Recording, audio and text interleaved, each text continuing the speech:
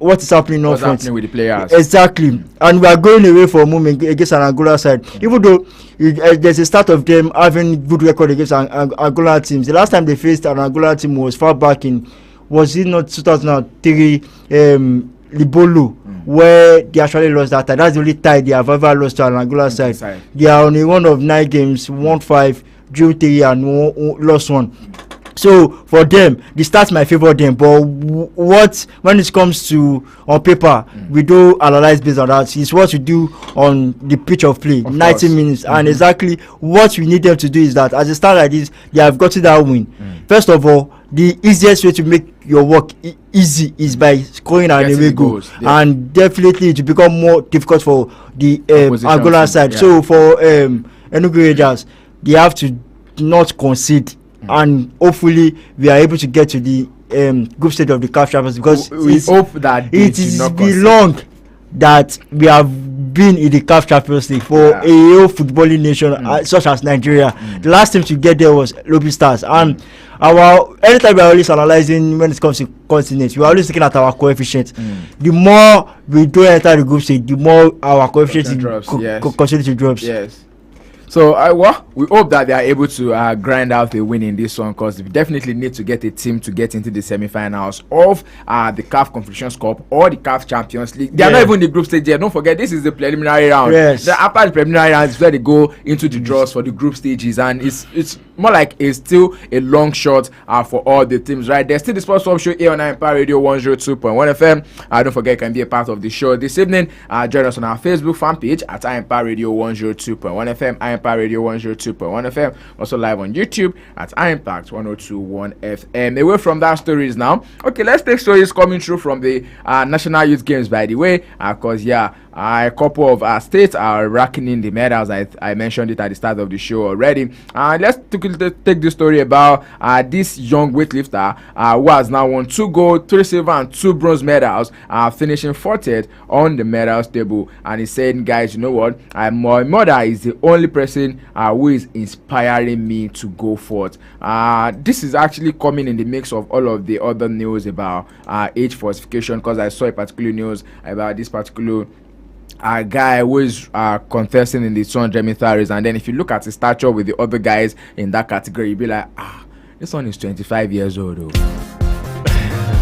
But let's talk about swimming a little bit, and then as National Youth Games are definitely entered into day 3, Chioma Kano, Shokunbi Tobi, and Ezumba Chidelu have also shown brightly, claiming medals in the swimming event. Kano won gold in the 50 meters freestyle girls, while our other teammate Tishe won gold in 200 meters individual medley boys, and Chinedu settled for silver in the 100 meter boys as well. And in other developments, Sunday Emmanuel also added a bronze medal in weightlifting after a total lift of 111 kilograms. Emmanuel was at 49 kilograms, put up a good show, lifting 59 kilograms in snatch and 61 kilograms in clean and jack, bringing the total lift to 111. Warit, you like this? You know, I was about asking you, yeah, exactly. My man, I know that. Even a bag of rice is quite difficult to lift. Talk less of lifting over 100 kg of weight. And this is just, now we are having this talent. We are having the generational talent. So about the age cheat, I think it's a general thing in Africa. So it's not a new thing. But on the other hand, if there's no any proof to back your claim, then definitely you don't have to come out to except if you need facts here. And for the athletes that are doing well, those ones that have gotten the medal, it's now left for the sports minister, the AFN, or the federation in charge to harness this talent, take them to the next level, give them the proper facilities, give them the proper equipment, the proper training, and hopefully we have a lot of youth events. There was just a concluded World Athletics Championship under 20. Even though our counterpart, that's our athletes never got us a medal. Well, this is just like a reminiscent of what happened at the Olympics, so don't blame them. Yes, and these are the kind of events we want. We are seeing that there are talent in this country. What thing that the federations have to do and the sports ministry have to do is that make these people their gold medal, their silver medal count by giving them the necessary facilities and training to take them to the next level. Well, still talking about facilities and training, there is this particular girl here. She has now won. She's from Gombe State. She has won 3 gold medals in gymnastic events, the pole vault and the floor for Team Gombe at the ongoing 2024 National Youth Games in Asaba, Delta State. A couple of other medals have been won, and then we'll tell you more about it in the course of the show. But according to the medals table now, Delta State are still very much on top. I mean, I feel like one thing Delta State does is they host it and they want to win it, because earlier today as well, they've won the under 15 rugby sevens for boys and girls. Yes, what we have to notice is that when a city or a country, just like we have in Nigeria, this is within our country. Yeah. The hosting state has the privilege of having a lot of athletes where anybody can participate from that states, and which when you have that opportunity, then you tend to get up an opportunity of getting more medal. But in the last few years, they have been one dominating, and the closest. That's why they've been hosting the event back to back. The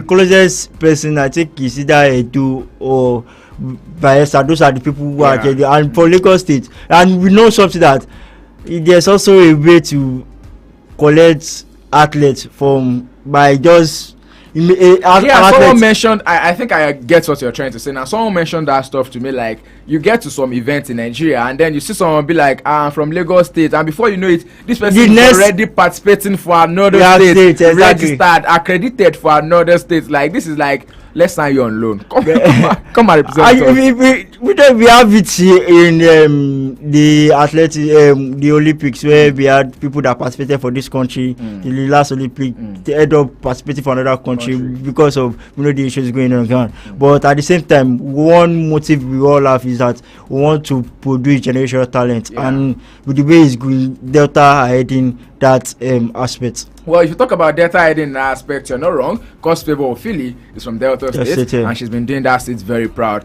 This particular National Youth Games, she won the 200 meters back to back.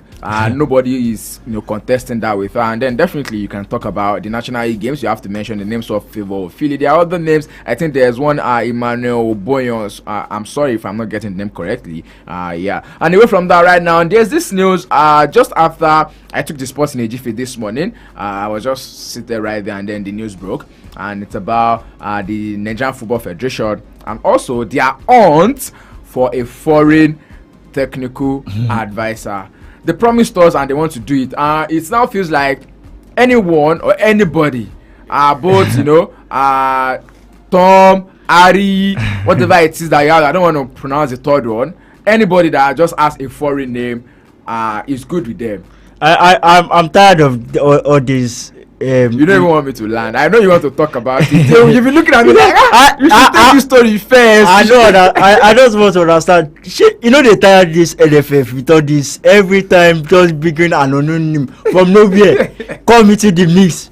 We have had the likes of Thompson Fitz come into the mix. At some point, we had Jan Anderson. All of a sudden, Bruno Labbadia, who was not even in the equation, came in the midnight. Well, if you think Bruno Labbadia was not in the mix at all, was not in the picture at all, then I bet I know you've seen it, so it will not be a surprise to you. But my brother, my sister. Well, another German coach, Nigerian Germany. The last couple of German managers that we've had, we've not been able to. Maybe the last shot he had was with Genero, who took us closely to the AFCON back then, and then now Bruno Labbadia did those. Should I call it in now? And now another German is here, Winfried Schaffer. Schaffer last coach in the year 2021. That's like 2 years of being rusty. Another journeyman. Another journeyman. The same way Osipese who went. The difference is that also person who has stored around. Also, this guy has also stored around. I saw. Well, he won the AFCON 2 years ago. Cameroon. Yes, with Cameroon. I saw he was with Cameroon for a period of 2001, 2003, and also coached Jamaica. But majority of the time, he's always at the Middle East. He has been at the UAE. He has also the last club he coached was a Qatari club. That's Al Akko. But all this together, I saw he has played a lot of matches. Someone even said that he's older than our president. Of course now. One thing that the NFF have to do is that we have to get the right man. The way the Super Eagles is now coming from the last international break, you could see that. I mean, let's not bring in a manager that will come and disrupt what these guys are gelling. Exactly, and NFF are kind of settling for a low manager, a low budget manager. We know that there's no money. You cannot blame them. Right now they are in a limbo. Randy Wardrum has done them dirty. That are the other issue now. Yeah. I want to say something. Okay. If Austin Eguavoen is the technical director of the national team, I know what will he take over the Super Falcons? Wow. Okay, should I answer you? Yeah. He's going to take charge. But for you, I mean, this case, or should I call it an issue that we're laughing at right now, is what some people will be boiling about. Like you want to get just see the bigger picture. Don't let us forget that Brady Wardrum, Nigeria was his part-time coach. His main job is coaching the university team, and according to him, I think that was Houston or something. According to him, he said his wife has health issues. I mean, valid excuse. Valid. I understand. Valid excuse. But over the last few years, we have had Super Falcons at least winning a trophy. But the Nuga coach, Wardrum, he was not able to do well. Even the Nuga coach, he's coaching a university team. What is the difference between the university team that is coaching and the university that are here in Nigeria? So he's actually a Nuga coach, but Wadi Wardrum is chapter with the Super Falcons. Officially closed now. Yeah, it took the Super Falcons to the Olympics since 2008 to win. Yeah, he's a good one, but one thing he had was us not getting a medal at the WAFCON, where we thought we could do 9 in a row and win our 11th AFCON. But the Wardrum, the Nuga coach, it did not turn out to pass because wait till the man do you. What is the Wardrum and Nuga coach like? You know that the NFF, this is the kind of situation we put ourselves. I could remember we were pushing this same Wardrum before we got Thomas Denebi, and Thomas Denebi took the team, won the outcome, took them to the World Cup. And we going into the World Cup, you could remember he also had issue with Olajiri, that's the director of communication, media officer. Yeah, you could remember that there was a back and forth between both of them. And I think at this point that relationship it has still broken. It has to, because the NFF getting another manager, which I don't even know. First of all, I never knew that it's the certain manager named apart from winning the AFCON, he has a record winning the AFCON. That's good for him on the CV. Yeah. But we don't want a coach that will just come give us late, because like Jose Pesero said, he said whether the last interview he said that if he said he was tired. He was tired because Nigeria as a whole is a problem. But football fans in Nigeria, we have over 100 million coaches. Football fans in Nigeria, if Jose Pesero is saying that he was tired of coaching Nigeria, football fans in Nigeria as well were tired of him being in charge. Because you cannot tell me that there was anything exciting about the football the Super Eagles played under Jose Pesero. You know, we in Nigeria shall not satisfy we want to. We want everything. It's that a coach, based on results, he did well. Took us to the final of the AFCON. Yeah. But we Nigerians want the modern style of play, take it and also get the result. And Genero did not give us that. That was one of the reasons why the NFF has to go separate ways with him. Yeah. And other Jose Pesero, like I said, anybody that explains Nigeria to you and you understand, you say you have problem. And that's the way Jose Pesero saw it. But at the end of the day, one thing we want is that we want a coach that will take the Super Eagles. We have this talent compared to maybe the last time we had this set of players, maybe other Clement Western, where we did well. It had been 1994 World Cup, also won the AFCON and the Atlanta 96 as well during those period. But this set of players we have, majority of them are playing at Europe, and we saw the difference of playing in their club side and also playing for the national team. See, a perfect example is Victor Boniface. during the international video, he was not at his best. But when he went to his club side, he got 2 goals and an assist. Yeah. That just show that we have a set of talents. It's now left for us to look for a coach who can gather this instrument together and give us a result. And the only job the NFF has to do is scout for the right coach. We have great A coaches. So a coach is there. The guy that won AFCON in Zambia, that's I've forgotten his name. That's this last coach that coached Saudi Arabia. Avi Renard. Yeah. But the issue is that no money. But when it comes to appointing somebody, like getting the president of the NFF, that's when you hear the NFF, we are autonomous. But when it comes to providing someone mentioned something to me here. Says at this point here, the current leadership of the Nigeria Football Federation have been able to outdo whatever it is Ahmad Pinnick did and then we felt like was wrong. I think the person that is in charge as it stands is also an Ahmad Pinnick person, because it was kind of clear that during those period that this Ahmad Pinnick fight for Gusau when he was running for the NFF president. And as it stands, he's, according to Gusau, he's trying to clear up the mess that was left by the last administration. But the way it's going, I don't see there's any kind of changes, because we are still having the issue of, for a long period of time, the Super Eagles don't have a permanent coach yet.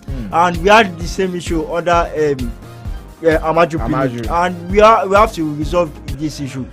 Like we used to say, when you are trying to become the president of the NFF, we have, out of the 44 votes we have, 37 is coming from the inside the executive state, within the state. The state and how do you expect that someone outside that category will come out will be able to dictate? Exactly. And I mean, we saw how the last election played out. A couple of neutral people who tried to be a part of the election and got their tickets and also their nomination forms. The story is not what you should be saying on air. See this first show right here on Empire Radio 102.1 FM, away from the home front right now, because of course the home front has taken a large chunk of our time, but we're in here to squeeze in all of the other stories. Let's go straight to Europe right now, and then let's talk about from the track of Formula One, Oscar Piastri getting on the podium right there at Azerbaijan. I mean, at the qualification race, Charles Leclerc took pole position, and this was the second year in a row that will be taking pole position. And everyone was like, okay, it's Ferrari's time to shine once again. Yes. Well, I mean, a lot of people were expecting back-to-back win from Charles Leclerc, but at the end of the day, Oscar Piastri had other plans for him, man. Was it Oscar Piastri that had other plans, or McLaren that had other plans? For Ferrari. For Ferrari, this is the second. That's Oscar Piastri. Yeah. Second podium finish. This is the second win, Grand Prix win, and this is the 5th person to actually win at least 2 races this in a year. And for the old talks about 6 races to go now. 6 races to go for F1. And the way McLaren is going, they are not looking like a team that wants to step down. I mean, this is going to be like the surprise of 2024. But what we have to note is that we have seen something special from this team towards the end of last season. They showed signs that they could challenge for the F1 champions, and the way it looked like at a point there were like 60 points gap between them, but now McLaren is 20 points ahead of the second that's team construction, that's Red Bull. And the way everybody is going, they are not looking like a team that will get want to contest again. So for it looks like this thing is, let's call it something that is a must that will happen in Formula One. Last season it was Mercedes. Towards the end of last season was when we got to understand that there was a little bit of a division of fracas inside of Mercedes, when it was more like I think Lewis came out and said, looks like they are trying to sabotage him or something, and then they are now kind of like in favor of George Russell towards the end of last season. But I mean, same thing happening with Red Bull right now. Max Verstappen and also Sergio Perez. Now, if Perez did not even make it anywhere near the podium this time around, either Perez or Carlos Sainz could have made it to the podium, but at the penultimate lap, both of them had the crash, and it took them. Perez finished 17. While, 17. He 18, finished 17. Carlos Sainz finished 18. Oliver Bierman, the new boy, finished 20. Oliver Bierman.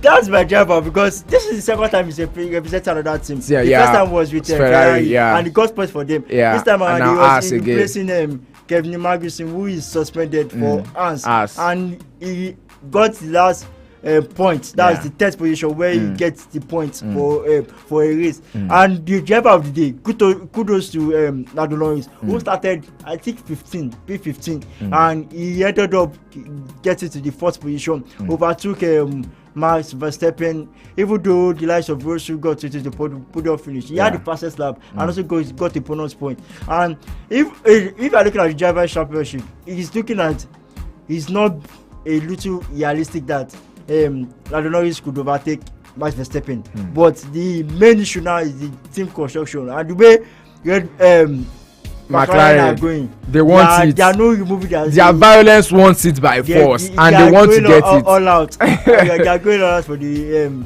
title. Well, yeah, I mean, it's going to be a thing of joy if they actually are able to do it, because I mean, this is going to be like the surprise of the year of 2015. Okay, we look forward to see how the one is going to pan out. And then in other sports, over the weekend, currently there's this talks about Novak Djokovic and the ATP rankings, and it came out in an interview and said, guys, you know what, at this point in my career, I don't want to have anything to do with the ATP and the rankings anymore. All I want to do now is to focus on Grand Slams when they come, and also for my national team. That's like, playing for Serbia in the Lava Cup, in the Davis Cup. There is the Team World, Team Europe, and the likes. Say, because don't forget that right now is on number 4 on the ATP rankings, and then there have been the talks about okay. I mean, Novak Djokovic's time is passing now. And people are like trying to advise him, if you want to leave, we want you to leave on it. We don't want you to leave like a certain Roger Federer or Rafael Nadal or Serena Williams who left due to injury. If he's leaving, let him leave with his head held high. Yes, for Novak Djokovic, if you ask him, is that you are high up in the ATP ranking or break the most Grand Slam, that's it. Going for the 25th Grand Slam, yeah. I think he will go for the 25th Grand Slam. You know that how difficult was for Novak Djokovic to get a good medal at the Olympics, and he got it this time around. You could see that when look at one thing about your old age is that when compared to when you are young, you don't have that much energy, more like having that pace. Your ability begins to reduce, yes, and that's what we are seeing with Novak Djokovic. At some point in time, don't forget that Roger Federer was getting towards his retiring. He began to choose some tournaments that he will play, and for Novak Djokovic, he said he wants to focus on his national team, because winning majority of this title matters rather than ATP ranking.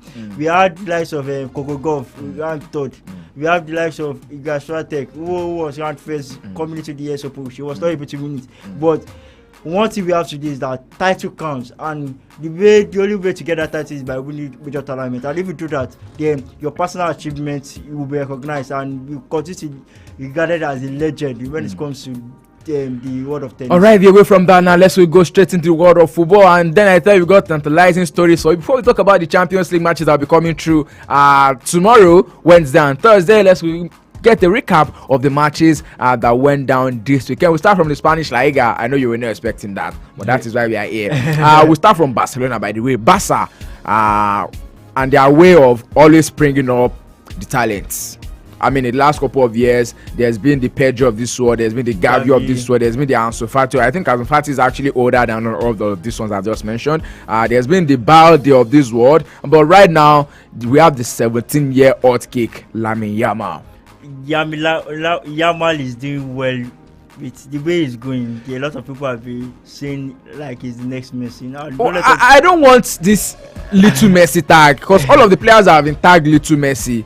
We can tell how they ended. Yes, but Yamal, I don't think the atmosphere, the way he's going, the all hype about Yamal, it shouldn't get to his head, because when it gets to his head, that's when we saw the same kind of period with Ansu Fati. They have to loan him to Brighton. The injury he had, they allow him to go down, and you see, I've faced that injury problem. But one thing I have to point out is that they are overworking Lamine Yamal. This guy is still young, and the lot of matches he has been playing from the beginning of last season into the Euros. Now that the well, if you say Lamine Yamal is playing well, okay, maybe you're right. Because I was going to compare Lamine Yamal with a certain Cole Palmer, but then I have to think it over again. The age difference, because Palmer is close to his 20s. We can say Palmer is 20. So I mean that 3 years as well can be a whole lot. Talk about development and everything. So fine, he's 17-year-old. But then if you're talking about 17-year-old, what about your own player in Manchester United?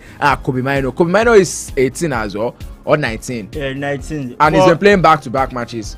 One thing these players have to do, we are seeing a lot of injuries with that, is that we have a lot of matches currently. Of course. There's a way Barca could actually adjust that by maybe having played 60 minutes or more. In your own words, you feel Barca should be able to, give this boy time, rotate the lineup. They should be able to manage him, so we see a long period with Yamal. We saw yesterday against Girona. Yeah. Don't let us forget that Girona defeated Barcelona last season. With the way Hansi Flick has started, one thing with Hansi Flick is that he's a man of how to get the job done. They started the season with 3 straight 2-1 victory. Yeah. They even went ahead and won. They swooped across the La Liga awards last month. The goal scorer award.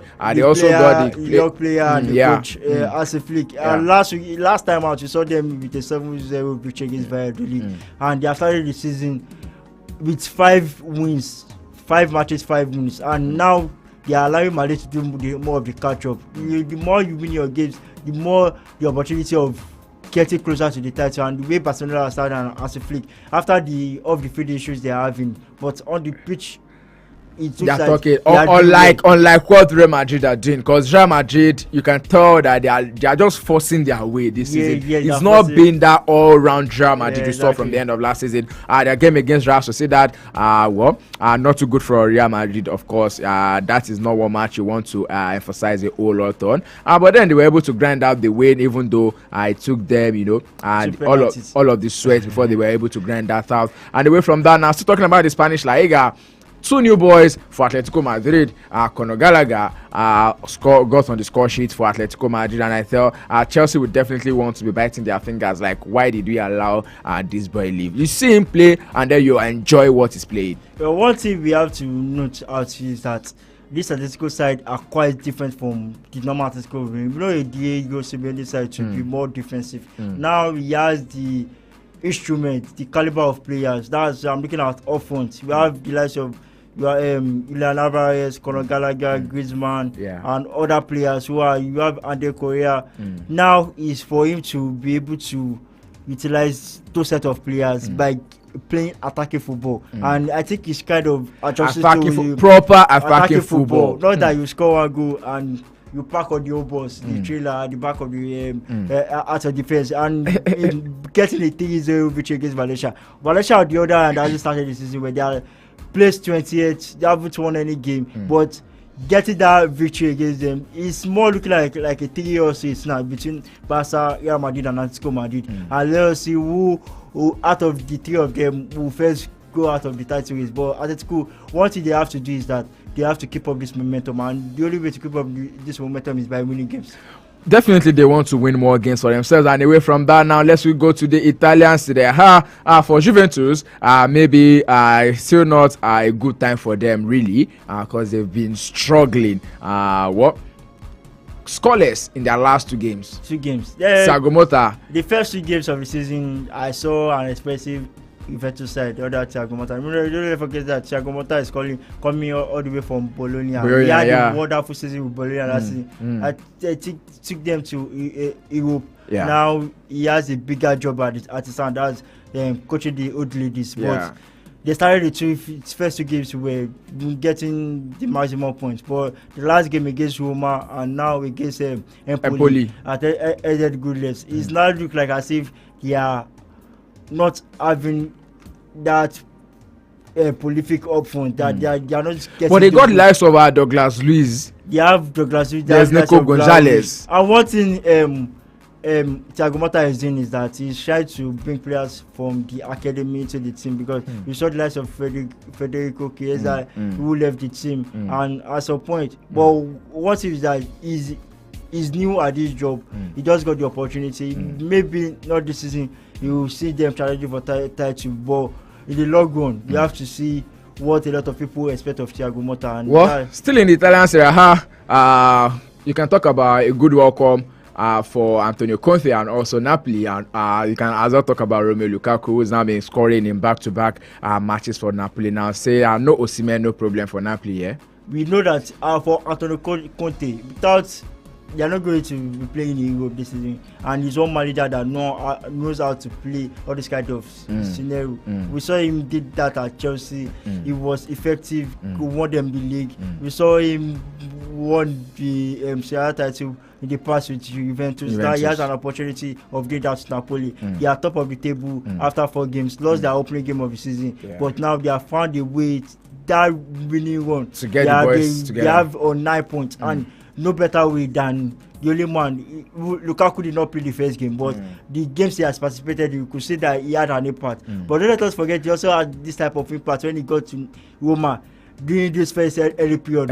All of a sudden, but I think one thing that we have to know about Antonio Conte is that when he goes for a certain player, that player starts to perform. We saw the likes of Costa, the likes of Higuain at some point at Juventus. We saw the likes of. So I think what he wants is that he is definitely going to challenge for the title. And the way Inter is doing, Inter are not looking like the team that we know them compared to what they did last season. Hold your thoughts. Let's take this call. Okay, I think we lost that call.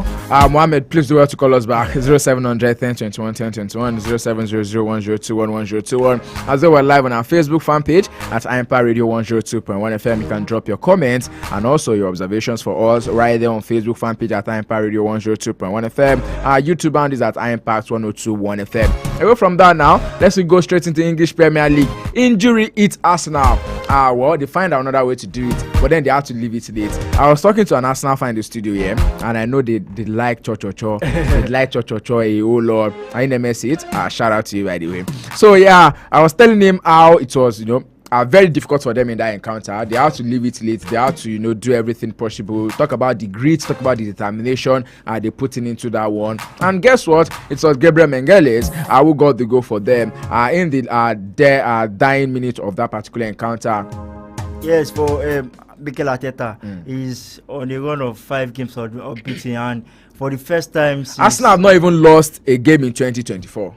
11 games played, they've drawn only 1. In 2024, that's good for them, for Arsenal.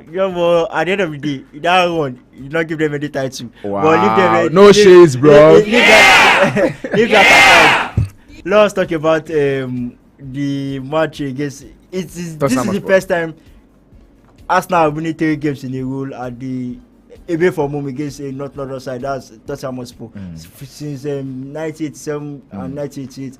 And for Mikel Arteta, I think he has Angel Postecoglou password. Yes, exactly. Or was it maybe Angel actually did himself dirty in that encounter? Maybe because they were so compact all through the first half, and it feels like there was just a little bit of relaxation from the Tottenham Hotspur guys, and that was everything Arsenal needed.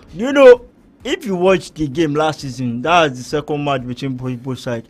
2 of the goals that game ended 3-2. 2 of those goals came from set piece. And one thing, and I saw a stat that their teams they actually concede from set piece, and we saw the same thing happened on Sunday against an Arsenal side. They started the game well. We saw the first 10 minutes they created 2 chances where David Raya has to be at his best, so he saved those chances. But when Arsenal grew into the game, Arsenal knew that Arteta said something, when they needed to defend, they were able to do that. And no matter how some players are out, the likes of Odegaard, the likes of Declan Rice, he found a way to actually allow the Arsenal team to win. And going into the tie against City this weekend is a confidence boost for them that even though we don't have all our players at hand. But before City, there's an order for them to cross. Away from that right now, because we've still got so much to talk about, and then we've got limited time on the show. Let's quickly squeeze in a couple stories.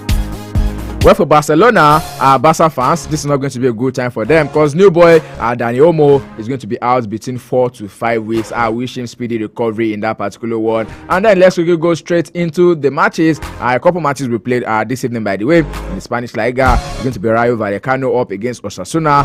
Currently underway in the Italian Serie A, it's Parma up against Udinese, and later tonight it's going to be Lazio Roma up against Hellas Verona. And tomorrow, the UEFA Champions League. Okay. New format, new year, new system. Is that not how they say it? Yes, they will tell you to make sure they have a new year resolution. Guys, you hear this sick tune, you hear this sound, and then you're feeling nostalgia. Well, if your team is not in the Champions League, I'm sorry, Manchester United fans, Chelsea fans, I know you cannot relate. But guys, Champions League is back, and tomorrow, Juventus will be up against PSV Eindhoven. Young Boys Brown will be up against Aston Villa. Bayern Munich will be up against Dynamo Zagreb. AC Milan will be up against Liverpool. Real Madrid will be hosting VfB Stuttgart. Sporting CP will be hosting Lille. Let's talk about the one. Definitely, Liverpool traveling to AC Milan. The last time these guys met, you can tell what actually happened between them. Yes, I think the season, if you're looking at Milan, they haven't started the season where the first 3 games they were able to get maximum points. But this weekend against Venezia, they won 4-0. And for Pablo Fonseca, right, hopefully he has got his guys going because and it's not who is coming from a loss against a Nottingham Forest side. We want to clear that. I mean, these two sides definitely. Liverpool usually have the better side of them because we saw it happen in 2021, if I'm not mistaken. We have seen classic match from both. You could remember that comeback from the likes of Steven Gerrard. That's the 2021 final, 2023 or 24 final between them, where Ismail has some points leading 3-0. Yeah, on penalties. They had to Liverpool had to come back in the second half to allow that tie to go on penalty, and at the end of the day, they also won. And there was also another final where Simla had the revenge over them. I think it was a 2-0 victory.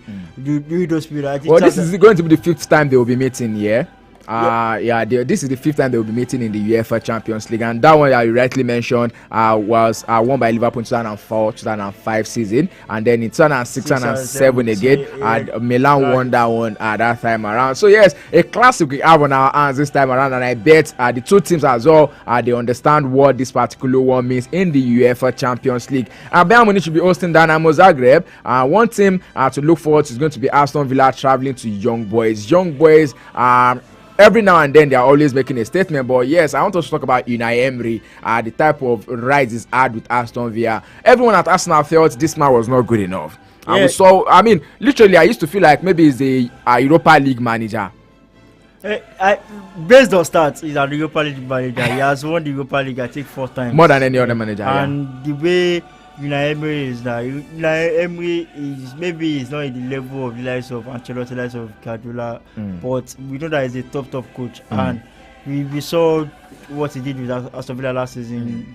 They were able to finish in the top 4, and now they are getting the opportunity of participating in the UEFA Champions League against Young Boys. Young Boys look like a regular team, but we know that Unai Emery has experience in playing this European competition and going away from home in Switzerland. It's going to be a difficult task for them, but I see Aston Villa to be able to get the job done against Young Boys. Well, for them, they will definitely be having to be paying homage and reference to their former striker Gary Shaw, who died earlier today at the age of 63. It was said I was in the Villa team that traveled in the competition back in 1982. So yes, Gary Shaw was a former UEFA Champions League winner. Real Madrid too will be in action tomorrow when they will be hosting VfB Stuttgart. VfB Stuttgart this weekend. Well, for punters, they will understand what I'm saying, but then definitely they were able to defeat Borussia Mönchengladbach, and Real Madrid as well were able to win 2-0 in their own game. But I mean, you want to put your money where your mouth is. You want to talk about Real Madrid because for every German team that they faced, they've always been winning. I don't think there's any analysis here. It's going to be an easy way for Real Madrid. One thing we have to watch out is that the question is that could Real Madrid have a back-to-back win the UEFA Champions League. I think the group stage is going to be an easy ride for them. When you get to the knockout stage, that's where we see. But don't you think Carlo Ancelotti has a lot of work to do in the middle of the park for Real Madrid? We saw that play out in the game against Real Sociedad yesterday. Yesterday, and that was just only one match. What we have seen with Carlo Ancelotti is that that man management skill, he has it and it's top notch, and he kind of find a way into getting these players. We know the likes of Toni Kroos has left their position, but the likes of Tchouaméni, Camavinga, you still have Modric there, you have Jude Bellingham. All of these guys will also be available to play for him, though. All these players, but what we have seen that is Don, I used to call him Don because Don Carlo. That man, I don't know how he does it.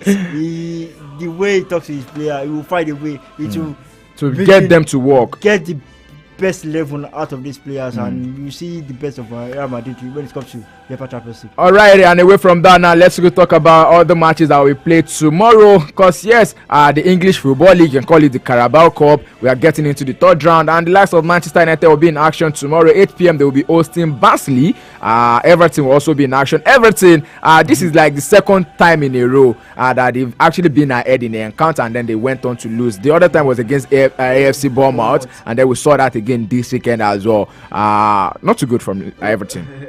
I don't know what is happening to Sean Dyche and his team against Bournemouth. They shall won't relegate by force. We don't hail them 122 years in English Premier League. We love you, don't go. They shall want to go.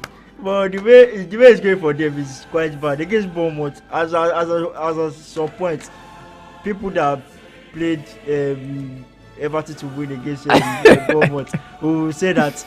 But we know that from the 87th minutes towards the last whistle, they lost the 2-goal lead and lost that game by 3 goals. So the same happened going 2 goals ahead against Aston Villa. Goals from McLean and also Calvert-Lewin. But Emery had another thing in plan. But for them, I don't see them. I see one of the promoted team replacing Everton in the relegation battle, and Everton will go because that's the same way we saw. You know, there was a period where we saw Sunderland. When it comes towards the end of the season, they kind of have a run of wins. But it came to a point that you can't always depend on that. And they got relegated. I think and then they've not been back since then. We are going to see the same with Everton. Alrighty. Sports Social here on Empire Radio 102.1 FM. My Empire citizens, I tell you, this is how much we're taking on the show for today. Many thanks to everyone who's been a part of the show for keeping a log with us on the Sports Hub here on Empire Radio 102.1 FM. But before we leave, Warit, I've still got you in front of me right here, and I would like you to drop us your words of wisdom, your wisdom nuggets to take with us before we come back on Wednesday. See, just mind your business and do gentle anywhere you are. Your team will be in action tomorrow. What should we expect? I'm expecting a win against I'm hearing that your manager is looking to rotate the squad.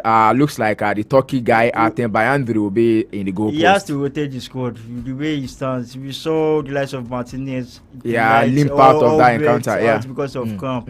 And the way the matches, like already said, we are going to be having at least one game in every 3 days. Yes. And the only way to do that is by rotating your squad. And we'll get Anthony. There are talks of Anthony playing. Maybe by this time you will see a new Anthony. There are talks about Anthony playing. Imagine you bought someone for over 80 million pounds, and there are talks about Anthony. Look at you. Danny Sanko went to Chelsea. He's got an assist already. 007 at Man U. Firefighter at Chelsea. What happened to that Sancho? He will come back here. Come back to where? He will come back here and criticize that same Sancho. It cannot be me. Okay. Sponsorship Empire Radio 102.1 FM, and yes, that's how we'll be wrapping up the show for today. We say many thanks to everyone who's been a part of the show. We see you, we appreciate you. We do not take it for granted. For everyone who joined us on social media, on our Facebook fan page at Empire Radio 102.1 FM, we say we love you. On YouTube at Empire 102.1 FM, we appreciate you as well. Do subscribe to our channel and turn on post notifications so you can be aware whenever we go live right here. And we'll be back on Wednesday from 6 p.m. down to 7 p.m. once again on the Sports Hub Show, and on Friday from 5 p.m. down to 6 p.m. While Saturdays 2 p.m. down to 3 p.m. 1 hour of banter, 1 hour of rage, 1 hour of views, reviews, and all of the interviews. Don't forget that we serve you sport in a jiffy every weekday, 10 a.m. to the flip side of 10. That is your early morning sport tonic, where we tiptoe through all of the stories. We give it to you in bits and in pieces. Just to keep you abreast of everything happening in the ever exciting, ever dynamic, and sometimes controversial world of sport. Ade Jajibo is signing out this evening. Stay sporty, stay active, drink enough water to stay hydrated. Don't forget to go out there and be the best version of yourself. Engage in 1 or 2 sporting activity. They do more good to you than the harm they are going to do to you. I'll see you when I see you once again. Don't forget to be kind to people. Kindness, they say what? Kindness is cool. Au revoir. Put a touch of class and finesse on your brand by